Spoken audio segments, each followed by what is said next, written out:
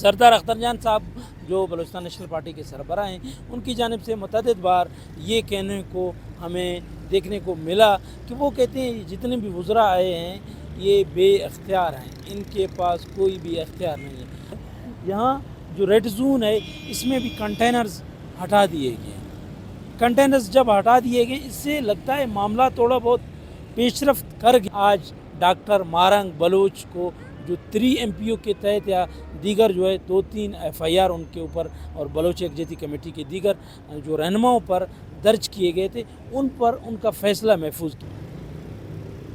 अस्सलाम वालेकुम नाज़रीन, आप देख रहे हैं DBI, आपकी खिदमत में हाज़िर है दौरान बलोच।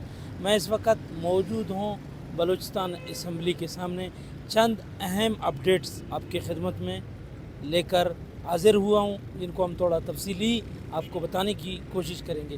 पहला जो सबसे अहम अपडेट है वो जो बलूचिस्तान नेशनल पार्टी का लॉन्ग मार्च था जो वड को 28 मार्च से शुरू हुआ था, उसको आज 17 रोज़ मुकम्मल हो चुके हैं। दूसरा, आज जो 17 रोज़ मुकम्मल हो चुके हैं लॉन्ग मार्च में, उस धरने में आज ऑल पार्टीज़ कॉन्फ्रेंस बुलाया गया है। तीसरा, हम चूँकि मौजूद हैं यहाँ बलूचिस्तान असम्बली के सामने, साथ ही यहाँ बलूचिस्तान हाई कोर्ट भी वाक़या है।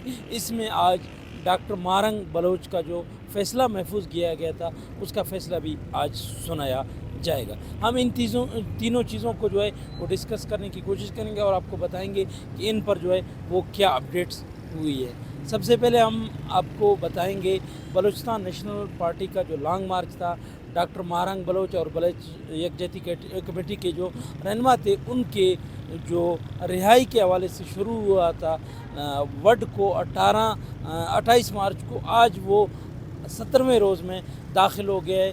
3 से 4 मरतबा जो है हुकूमती वज़रा भी वहाँ पर गए लेकिन कोई मुज़ाकरात में पेशरफ्त नहीं हुई।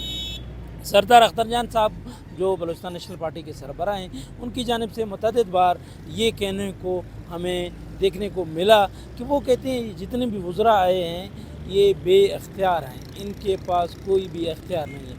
और बाज़ तो जो वज़रा हैं या पार्लियामेंटेरियन हैं या सादिक संजरानी जो साबिक सेनेट चेयरमैन, वो कहते हैं कि वो अपनी हैसियत में आए हैं।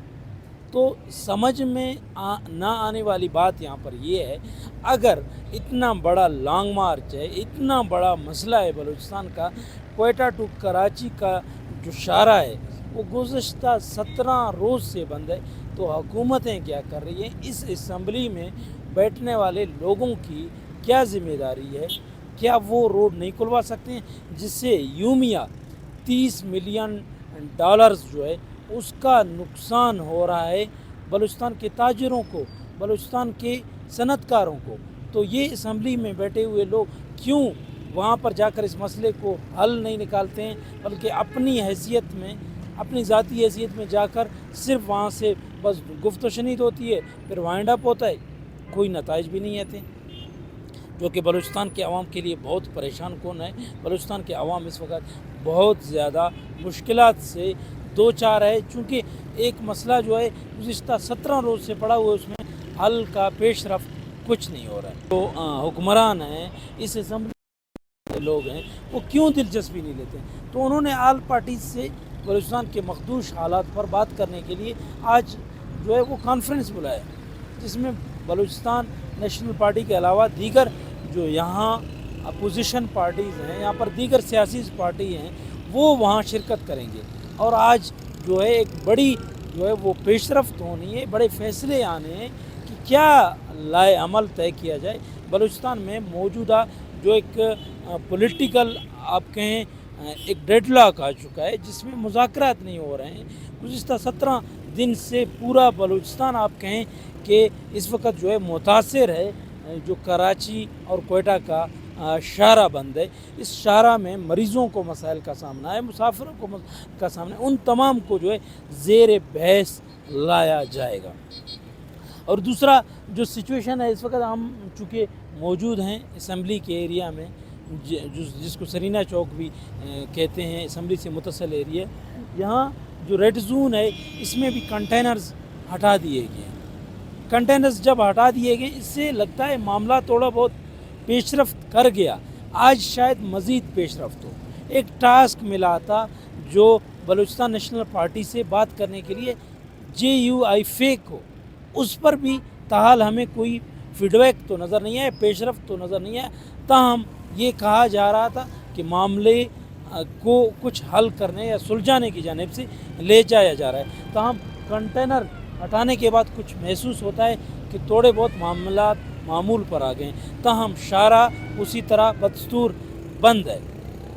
اس کے بعد بلوچستان ہائی کورٹ چونکہ ہمارے ساتھ موجود ہے, تو اس میں آج ڈاکٹر مارنگ بلوچ کو جو 3 MPO کے تحت یا دیگر جو ہے 2-3 FIR ان کے اوپر اور بلوچ یکجہتی کمیٹی کے دیگر جو رہنماؤں پر درج کیے گئے تھے, ان پر ان کا فیصلہ محفوظ کیا گیا تھا, جس میں ان کے وکیل ایڈوکیٹ عمران بلوچ, ساجد ترین صاحب, علی احمد کرد, سینیٹر کامران مرتضیٰ صاحب وہ جو لیڈ کر رہے تھے, ان کے مطابق آج ان کا فکسڈ ہے پیشی.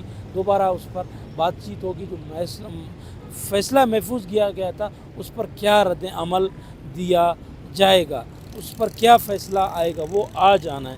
ہمارے ایڈوکیٹ جو کیس کو لیڈ کر رہے ہیں عمران بلوچ صاحب, ان سے بھی ہماری بات چیت ہوئی. انہوں نے اس کا تصدیق کیا کہ آج فیصلہ جو ہے فکس ہے. اس سے پہلے بھی ایک بار فیصلہ ہوا تھا, لیکن اس پر کوئی بھی جو ہے حتمی فیصلہ نہیں دیا جا سکا. اس فیصلے کے متعلق ایک چیز جس پر تنقید کی جا رہی ہے وہ ہے ڈاکٹر مارنگ بلوچ سے آرٹیکل 5 کے تحت یا 5 کے تحت جو ہے وہ حلف لیا گیا, جس میں ملک سے وفاداری کا ان کو حلف لیا گیا, جس کو علی احمد کرد صاحب دیگر جو وکلا ہیں انہوں نے تنقید کا نشانہ بنایا. ایک شہری اگر پہلے پاکستان کا شہری ہے, اس کو دوبارہ اس سے حلف نہیں لیا جا سکتا.